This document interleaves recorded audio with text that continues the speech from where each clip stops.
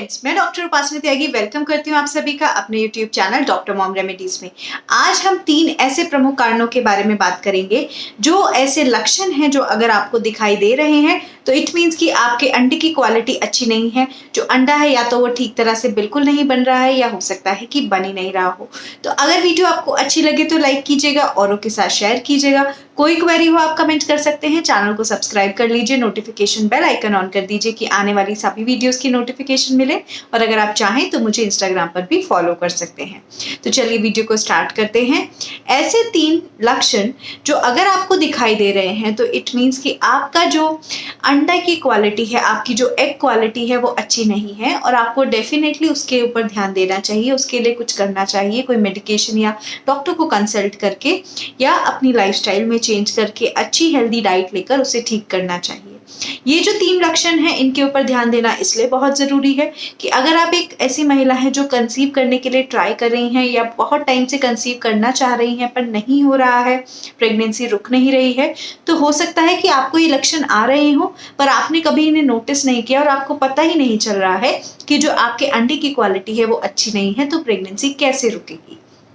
तो चलिए वीडियो में इसके बारे में डिटेल में बात करते हैं। सबसे पहला कारण हो सकता है कि अगर आपको दिखाई दे रहा है कि आपका जो वजाइना से डिस्चार्ज निकल रहा है वो डिस्चार्ज सही तरह से नहीं हो रहा है। मतलब जो वजाइनल डिस्चार्ज है वो सही तरह का होना बहुत इंपॉर्टेंट है।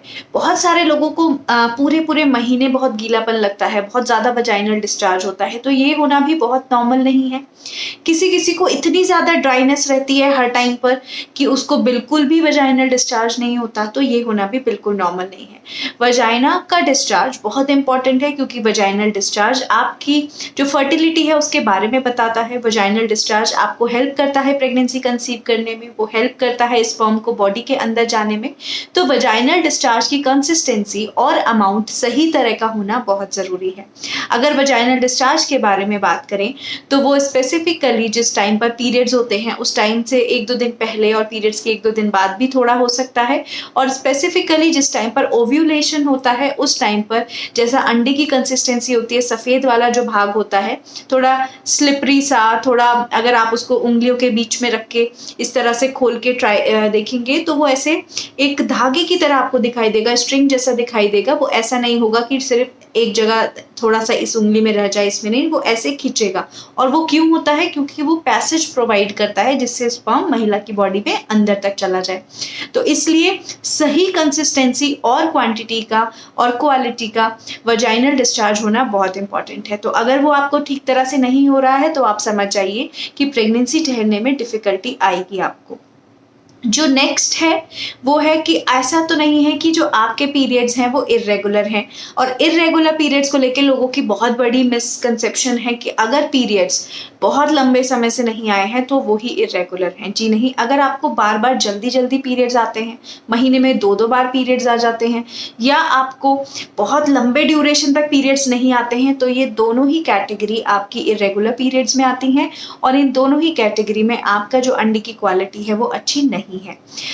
जो नेक्स्ट सबसे एक और इम्पॉर्टेंट लक्षण है जो आपको आ सकता है वो लक्षण है कि आपका जो पीरियड है उसका फ्लो कैसा है। मैं बहुत ज़्यादा बोलती हूँ कि पीरियड के फ्लो को नोटिस करना चाहिए। क्यों? क्योंकि अगर पीरियड का फ्लो बहुत कम है इट मीन्स कि जो अंदर की लाइनिंग है, एंडोमेट्रियम है, वो सही तरह से नहीं बनी है, क्योंकि पीरियड्स में जो अंदर की लाइनिंग है वो ही शेड ऑफ होकर बाहर निकलती है। अगर वो लाइनिंग सही तरह से नहीं बनी है तो इट मीन्स कि जो पीरियड के लिए बॉडी को तैयार करना था पीरियड के बाद धीरे धीरे करके, जिससे कि वहाँ पे इम्प्लांटेशन होता, गर्भधारण हो जाता, वो सही तरह से नहीं हो पाया है।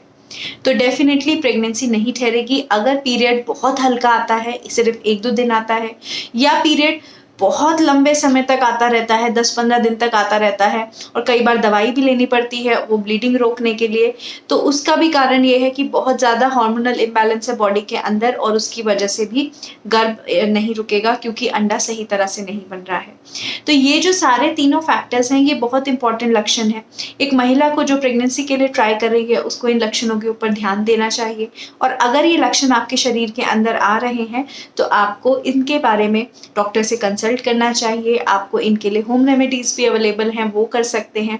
आप हमको भी प्राइवेट आपको व्हाट्सएप नंबर है उस पर कंसल्ट कर सकते हैं। आपको होम रेमेडीज़ बताई जाएंगी, आपको डाइट बताई जा सकती है जिससे आप इन चीज़ों को बेटर कर सकते हैं। और अगर कोई हेल्थ रिलेटेड क्वेरी है तो आप उसके लिए भी कंसल्ट कर सकते हैं, बट उसमें आपको कुछ मिनिमम चार्जेस ऑफ फीस पे करनी होती है।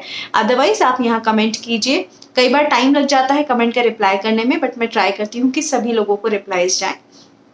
ये जो वीडियो है ये बेसिकली इसलिए बनाई गई थी क्योंकि कुछ ऐसे लक्षण जो नॉर्मली आपके शरीर में आते हैं पर आप ध्यान नहीं देते और आपको पता ही नहीं चलता कि इन छोटी सी चीज़ों की वजह से हो सकता है कि आपके एग की क्वालिटी अच्छी नहीं है तो प्रेगनेंसी कैसे रुकेगी, या फिर रुक भी जाती है तो कई बार मिसकैरेज में लैंड अप हो जाती है। तो प्रेगनेंसी रुकने के लिए अच्छे एग की क्वालिटी होना ज़रूरी है और इन 3 मापदंडों से आप ये देख सकते हैं कि आपका अंडा सही तरह से बन रहा है या नहीं। सो आई होप इस वीडियो में जो आपके क्वेरीज थी, जो क्वेश्चन थी, वो क्लियर हो गया होगा और आप लोगों को समझ भी आ गया होगा कि किस तरह से आप समझ सकते हैं कि अंडे की क्वालिटी सही है या नहीं। फिर भी क्वेरी हो कमेंट कीजिएगा, वीडियो को लाइक कीजिएगा, शेयर कीजिएगा और चैनल को सब्सक्राइब करके जरूर जाइएगा। Thank you so much.